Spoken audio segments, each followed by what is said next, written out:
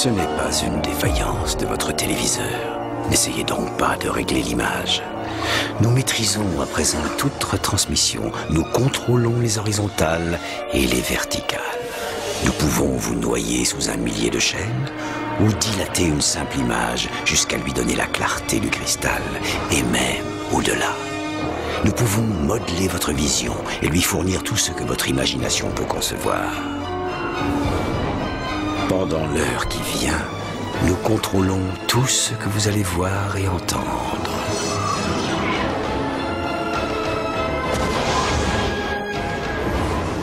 Nous partagerons les angoisses et les mystères qui gisent dans les plus profonds abysses, au-delà du réel.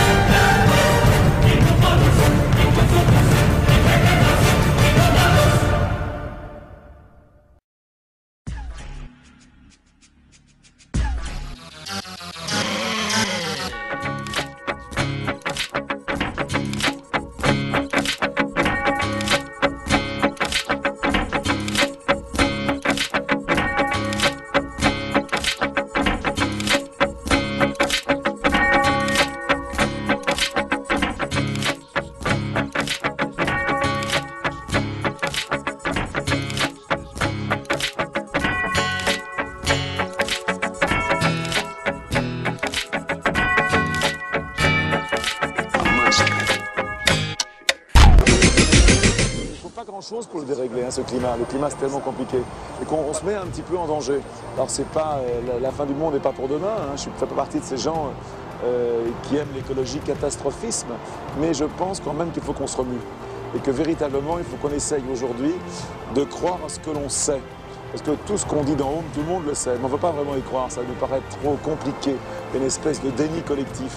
Et moi, mon travail, c'est essayer de parler aux gens de la rue, quoi, à nous, en fin de compte, qu'aujourd'hui, on doit essayer de changer notre façon de vivre. Et nous, les pays riches, il faut qu'on apprenne à vivre mieux avec moins.